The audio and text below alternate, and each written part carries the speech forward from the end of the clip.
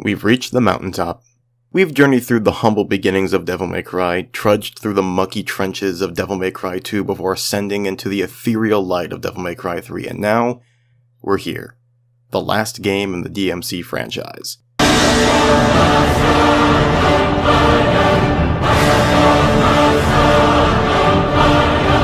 The last game in the DMC franchise. Jokes aside though, this is technically the last DMC game until 5 comes out in March, since we're specifically looking at DMC4 Special Edition, which came out in 2015 and is available right now on the PSN, Steam, and Xbox Store. It's a bit of a heftier sum than the HD collection, but well worth the money. Unlike DMC3, where the original release has a few things in it that were taken out from the Special Edition, such as the impromptu co-op mode with the Super Dante costume and doppelganger style, DMC4 Special Edition pretty much invalidates the original release's existence. The game spoils you for content, so much so that I'm going to divide talking about the base game and all the extra goodies into different videos. March is coming fast, and I'm running against the clock to cover this monster, so I'd much rather have the essential bare bones done in a shorter video than try to cram everything into one chunk before the 8th rolls around. Also to that end, I'm gonna go for a more fluid structure with this one than in my past videos in an attempt to curtail their increasing length. Tips and criticisms and such melded with gameplay and story discussion, you know. All that is to say, just, ignore all this for right now. They're tempting, I know, but for right now we gotta talk about the base game. And speaking of the base game, since we wouldn't have the Special Edition without the original release, we should discuss that here as well, at least as far as the introduction is concerned. Though DMC4 SE will be the focus of everything else. So as you can imagine, this means we have more to discuss than possibly ever before if we want to finally get you guys caught up with the series. It's once more into the breach. Let me help you get into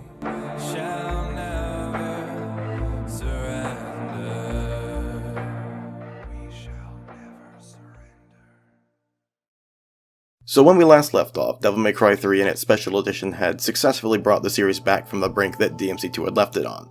And if Capcom was willing to spring for a sequel to that, then of course we were gonna get a 4th game, and sure enough, come 2008, it was in store shelves. DMC4 is a curious title in the series because it successfully addresses one of the issues that I would say the majority of long-running game franchises have, but are most easily observed in character action games. I don't know whether or not it has an already established proper name, but I'm just going to call it the complexity problem. Imaginative, I know. I'm a writer. Basically, as games in a series go on, the player expects a rise in complexity. For instance, in a character action game like DMC, it's assumed the next game will have more weapons, moves, styles, mechanics, what have you. And DMC4 does deliver on that, but that upward climb poses 2, technically 3 problems. One, and most obvious, there's a limit to how complex you can make a game before it just becomes a mess of systems slapped on top of each other.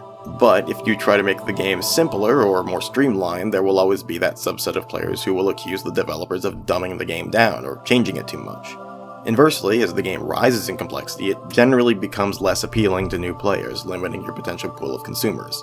DMC3 was already towing the line of the complexity problem, and I'd be willing to bet that's why they included the tutorial option. They didn't want people new to the series to get frustrated just learning the basic controls, but now that DMC4 was ideally going to be even more complex, they had to confront the question of, how do we get new people to play this game without pissing off our fanbase? The answer? Simple. Make Dante even crazier, but focus the game on someone new. Someone with no precedent for how they're supposed to play. Someone different enough from Dante to feel fresh and new, but still accessible. Someone played by another Power Ranger. And that's how we ended up with Nero. We'll get into exactly how he plays in a bit, but he's essentially just DMC1 Dante with a few bells and whistles to give him his own identity. Interesting enough to not be a Training Wheels character, but not so insane as to be the walking armory that Dante is. Think of him as a Swiss Army knife, a small package with a lot of multi-purpose tools inside, as opposed to Dante, a massive backpack with everything you could possibly need crammed in. Now, you might be thinking that a new protagonist wouldn't be very welcome considering how beloved Dante is. Surprisingly though, at least according to Itsuno, the announcement of Nero didn't really rustle as many jimmies as, say, Raiden in MGS2 did. Capcom and the Devil May Cry team were pretty upfront about who was going to have the spotlight in this game. But to quell any potential fears, it was put out very clearly that yes, Dante would be in the game and you would be able to play as him. Which was apparently something the producer mandated as a condition once the team decided on making a new protagonist. Today, I actually wouldn't mind a Nero-only DMC, but the me in 2008 hot off DMC3 probably would have rioted if I found out the next game had some new guy I'd never heard of in the main role, and I probably wouldn't have been the only one, so I can understand the decision.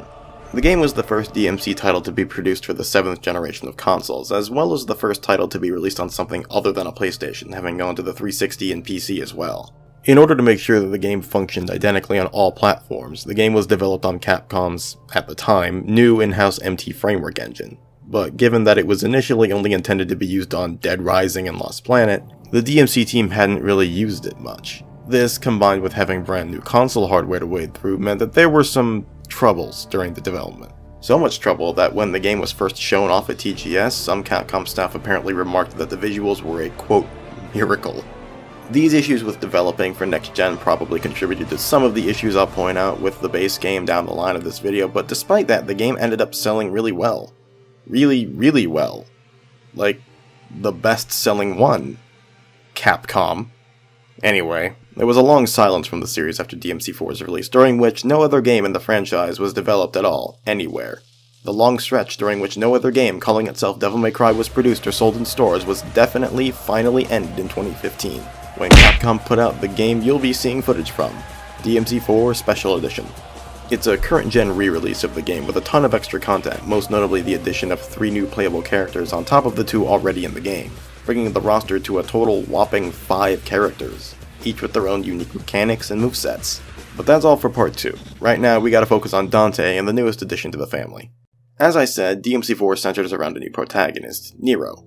In a lot of ways, Nero is pretty similar to Dante, and I don't just mean the white hair, though. Shit. This is actually pretty important, so I should just say it and get it over with now. Alright, this is kind of a spoiler, but not really, since it's never actually stated in the game, but here it is. Feel free to skip the next minute or so if you really don't want to know what's up with Nero. Nero is Virgil's son. Throughout the game, they'll refer to him as someone with the blood of Sparta, and for years everyone debated whether that meant he was Dante's illegitimate son, or a cousin, or a secret brother, or whatever, but no. Virgil's son. And I only bring this up because... Get back inside now! I've got a score to settle with that son of a bitch. So, yeah, there's that. Anyway, like I was saying, Nero is pretty similar to Dante. He's brash, cocky, loves a good fight, and isn't afraid to taunt or insult his opponents. But he also has a lot that sets him apart. He's much more headstrong, has a short temper, and generally wears his emotions on his sleeve, and is much more dour and willing to take things seriously than Dante. He fits in perfectly with the kinds of characters that DMC is known for, equal parts hammy and sincere. Not only was he a decent gateway for people who were unfamiliar with the series to learn the gameplay, but also an accessible protagonist, precisely because he'd never been in a DMC game before. New and old fans alike were experiencing his story right from the start, and if you were new, Nero had the same attitude toward the story as you would, trying to figure out what the hell is going on and who this Dante guy is. We're introduced to him right away as the game opens on him rushing through the streets of a charming Italian-looking city. Nero has a fight scene much in the same vein as Dante's from the beginning of DMC3 to sort of show him off the enemies and some of the environment. It also introduces Nero's girlfriend.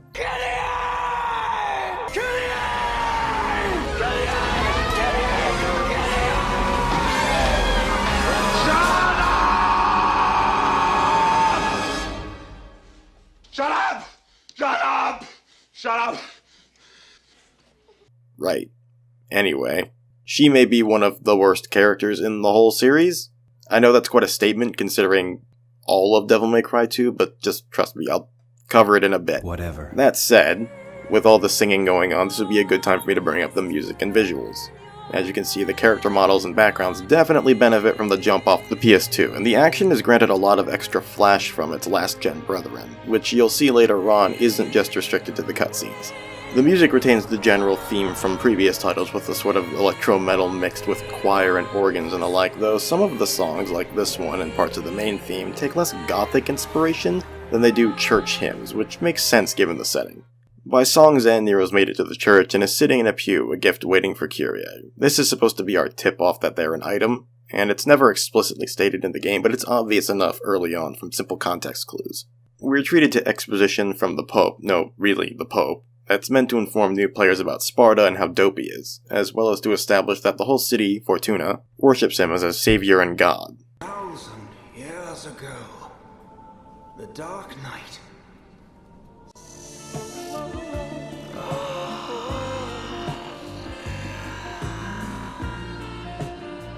Nero's about to live out my childhood fantasy of bailing on church when suddenly, great googly moogly, it all goes to shit real quick.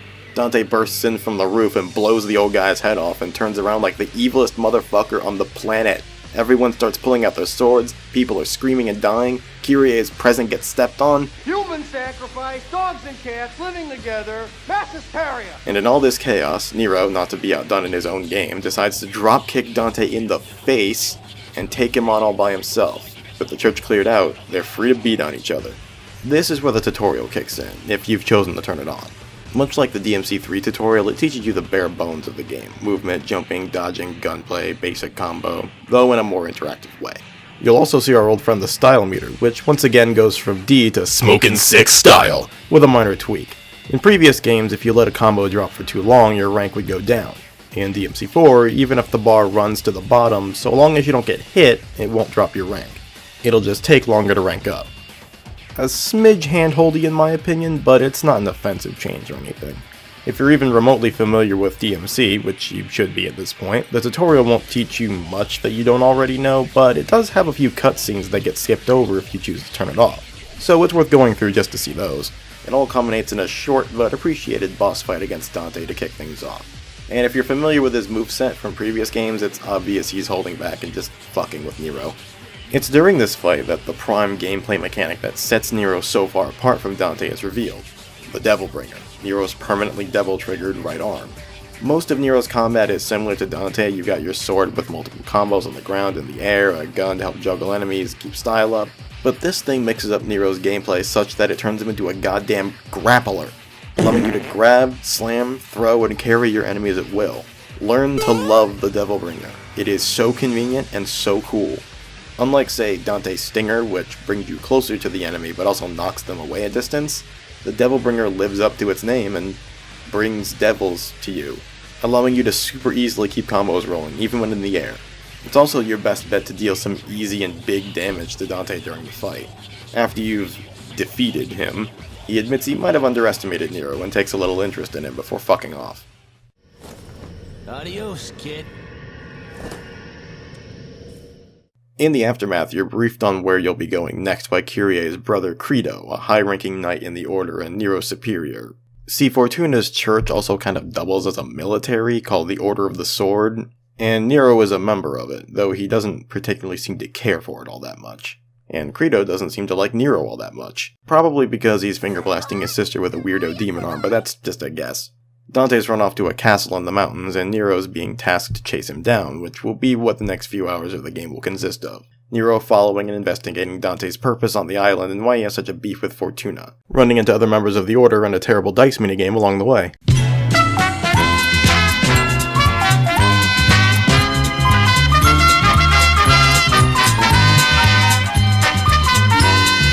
Before he heads out though, Kyrie delivers him his proper sword, a souped up version of the church's standard blade, the Red Queen. And that concludes the contribution Kyrie makes to this story. No, I am not kidding.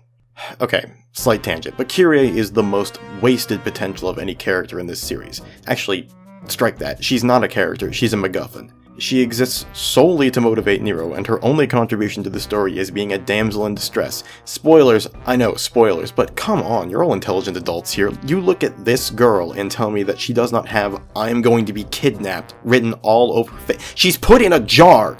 She's literally stuffed in a jar! That is Princess Zelda level damseling. And this is apparently all very intentional by Itsuno and Bingo Morihashi? Like, this was their fresh new take on female characters in DMC? Bingo! Bingo! You helped write Devil May Cry 3, how are you—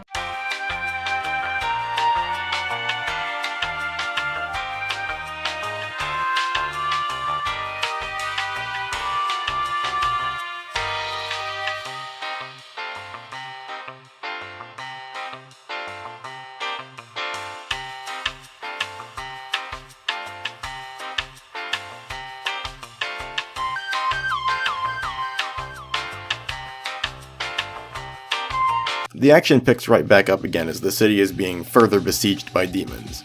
Nero, Credo, and Kyrie rush outside to see the citizens being slaughtered by the same demons we saw in the intro. We get another cutscene showing off a few more of Nero's moves, as well as our first real look at his second major mechanic other than the Devil Bringer, seen here. Kyrie and Credo exit stage left, leaving you to your first real enemy encounter of the game. This is where you have an opportunity to play around with all the mechanics you just learned on the bread and butter enemies. With Red Queen in hand, we can try out the other new mechanic I just mentioned, the Exceed system. So you might have noticed that Nero's sword tends to rev like a motorcycle. This isn't just for show, it has a practical purpose in gameplay. There's a third meter up next to your health bar and eventually your DT called your Exceed meter. When you rev the L2 button on a PS4 controller, the meter will go up. Do this enough times, 3 times usually, and you'll gain a point of Exceed. You can gain up to 3 points of Exceed, and the more you have not only increases the damage of whatever attack you perform with it, it can also change the appearance or length of the attack. Take Nero's equivalent of Stinger, the streak. A normal streak looks like this, but an Exceed streak looks like this. And that's not all though. It's possible to gain a point of Exceed mid-combo by tapping L2 at the moment of impact, giving the next attack greater speed and damage. This turns Nero's combat into sort of a rhythm game. This is definitely a skill worth investing practice in, but it can be difficult in the heat of battle. As you can see, my own skill at it is mixed, but this combined with the Devilbringer makes Nero a blast to play as. From here you proceed through the city, fighting demons, collecting a few items, and platforming, which Nero also has his own version of. Unlike Dante, who did a lot of jumping around, Nero uses his Devilbringer to fling himself around by hooking onto these weird glowing lights. This mode of traversal is inconsistent in its quality. Some instances are vastly easier than some of the platforming Dante's had to do over the years, but anytime the game tries to get fancy with the point-to-point jumping, it gets messy. Personally, I found it more efficient to tap the lock-on button after each jump rather than holding it down the whole time. Along the way, you'll also bump into the out-of-the-way goodies you're used to throughout the series. Red Orb Crystals, secret missions with their increasingly wild objectives, easily spotted by these little paper notes, hidden blue orb fragments, and by the end of the mission, a combat adjudicator. I wanted to bring special mention to the changes made to the adjudicators actually, since in DMC3 they were rooted to the floor, which could make it difficult to use moves like Aerial Rave on them, but in DMC4 they fly up into the air when you launch them, making it easier. Just past the adjudicator you'll find a Goddess of Time statue. You know the drill with these ladies, they allow you to buy items and moves, with one fairly major change in how you acquire them. So for all of Devil May Cry, red orbs have been both currency and experience, used for both moves and items, but DMC4 tried something different. Red orbs still buy items, but moves are now purchased with a new form of experience called Proud Souls, which can only be acquired at the end of missions.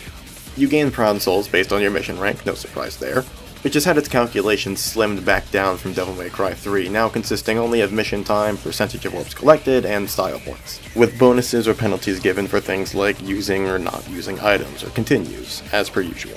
The Proud Souls do free up your red orbs for the sole purchasing of blue and purple orbs, so you can acquire them fairly quickly, but because you can't earn Proud Souls during missions, you can't buy new moves during missions unless you decide to respec your move list.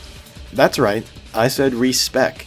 DMC4 allows you to refund purchased moves back if you don't like them, or if you just don't have a use for them as you play, and brings the cost of all the other moves down to compensate. This takes a lot of the stress out of committing to a new move and helps to encourage experimentation.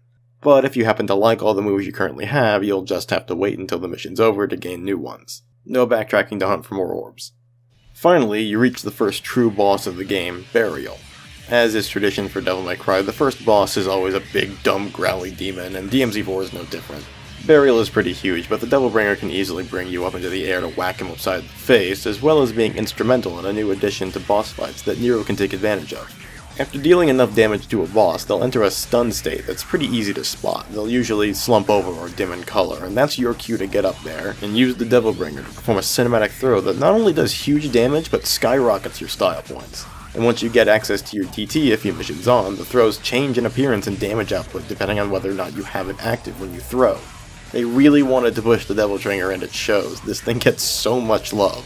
Once you've defeated Burial, he'll retreat, and you'll notice that Nero doesn't get a new weapon like Dante typically would after a major boss fight. Nero won't be receiving any new devil arms throughout the game, since he's meant to be much simpler, and instead defeating bosses increase the versatility of the Devilbringer. That said, between that, Red Queen, and Blue Rose, you've got all the tools you need to fight your way across the island. But, I can hear you chomping at the bit. You want to know when Dante becomes playable. You want your favorite Red Disaster back. Well, you'll have to wait until about the 50% mark before you switch over, but you do switch perspectives over to Dante. Obviously I won't be explaining why, you'll have to play the game and find out yourself, but Dante does hop back in the saddle. If you've played DMC3, which you should have, and if not, go back and watch my video on that to get started, you know how he operates. He's exactly the same as he was in the previous game, with one noticeable change. Rather than choosing a style at the beginning of every mission, or at a Goddess of Time statue, you now have all 4 styles available to you at the same time, each mapped to a direction on the D-pad. This allows you to change styles mid-combo, opening up tons of possibilities if you're willing to put the practice in. That said, this does bring us back to the complexity problem I was talking about earlier. While folks who have sunk many hours into the series, and this game in particular, will likely balk at my saying this is kind of entirely too much to throw at a new player in the series, at least right off the bat. I'm not saying it harms the game in any tangible way. I appreciate that the possibility exists for this kind of high-end play, but even I have to admit all 4 styles on top of all the devil arms you'll be receiving is overwhelming and totally justifies Nero's existence on a mechanical level. So don't feel like you have to use everything to min-max your gameplay. The game doesn't even expect you to do it. You can get great scores just by using Rebellion in 1 or 2 styles, and it's likely that most players won't realistically ever dive that in depth. It's really just there for players who decide to invest their time into utter mastery, which, if that's you, then you'll probably love playing as Dante, but for everybody else, don't fret. Your DMC3 skills will more than carry you all the way back to Fortuna. Which is actually one of the main criticisms of this portion of the game. The backtracking, not the accessibility. Devil May Cry 4 is basically just going in a straight line and then running that same line in reverse after the halfway mark. There are some differences to Dante's journey compared to Nero's, but you won't be seeing any new environments again until the end of the game, which gives this portion a very rushed appearance. Which it very likely was given all the trouble they were having with the next-gen hardware I mentioned earlier. The gameplay is involving and satisfying enough that it far from ruins the game, and there are unique cutscenes for Dante as he progresses, but it's very hard to look past the massive asset reuse. Still, I think you all will have a great time playing through this entry just by virtue of its challenge alone. I wouldn't say its story is as good as DMC3's, but the quality of its gameplay is second to none. But where do Dante's adventures take him? What are the Order's plans? How does Nero fit into all this? Well, that's for you to discover. But don't think your work is done just because you've completed the game's story. The Special Edition has loads more for you to do, and we'll be covering that in the second part of this video. For now, if you've been playing the series in order alongside these videos, just bask in the pride of very nearly being all caught up and ready for DMC5. It's been a long road, and these games are not famous for taking it easy on their players, so pat yourself on the back, you earned it. I hope you've been having fun with this series, and I thank you all for your patience with my upload schedule. I'll see you all hopefully soon for part 2, and we can wrap this video series up. Well, thank you for watching part 1 of my Devil May Cry 4 Special Edition video. There really was no way for me to get the Special Edition all covered in one video without me taking probably at least another 2 weeks minimum to get this done, and I really wanted to get this finished before like the halfway point of February to give anybody who does watch these videos and is trying to play along with them enough time to actually play the video game before 5 comes out. So I made the decision to just cut it all in half and get the canon bits done now and wait to do Virgil and Lady and Trish and everybody else afterwards, because they are cool, but it's all non-canon extra goody stuff. It doesn't really have anything to do with getting caught up for the 5th game, so expect that within the coming weeks. Boy, it felt nice to work on a 20-minute video again after the almost 40 minutes of Devil May Cry 3. I love that game, but boy, was I almost sick of it by the end. Yeah, thank you for sitting through this whole series with me. I'm only one more video away from getting the whole series wrapped up, and then I will have covered every Devil May Cry game ever made, all of them. I haven't missed a single one. In all seriousness, though, I probably will do like another video after the part 2 of Special Edition, just to like not just address the elephant in the room that is DMC Devil May Cry by Ninja Theory, but also to cover a bunch of other stuff, like take a little bit more of an in-depth look at the manga, address the novels, the animes, the one that was made a couple of years back, which I will still stand to defend is not as bad as a lot of people say it is. and the new one that is apparently being made by the guys who made the Castlevania anime, so I'm really fucking excited for that. And that'll be the wrapping up of the Devil May Cry content in the near future for this channel. What will I make after that? I don't know, but I'll figure it out. As amazing as it might seem, I do like other things other than Devil May Cry, so I'm sure I'll find something to talk about. Anyway, we're almost done. We're almost there. Thanks for hanging out with me all this time, and I will be sure to catch you on the next one. In the meantime, if you're new, go ahead and subscribe if you like this video. And if you already subscribe, then go ahead and click the like button or leave a comment or whatever it is people do on YouTube. I'm just having a good time making these videos. You got anything you want to ask me or say to me? If you want to tell me that I suck and that my videos are terrible, I guess you can just visit me on my Twitter, increasingly where I'm starting to live now. But I'm hoping you guys are having a good time with these. Anyway, I'm not going to drag this out too much longer. I will see you guys on the next video, whenever that is. You know me, it could be anywhere from a month to 3 months from now. Never work a 9 to 5, kids.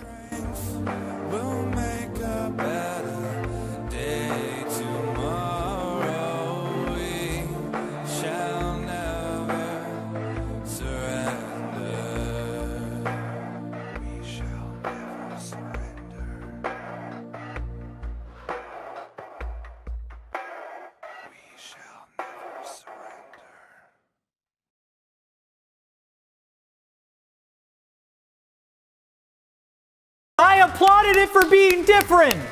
It broke new ground!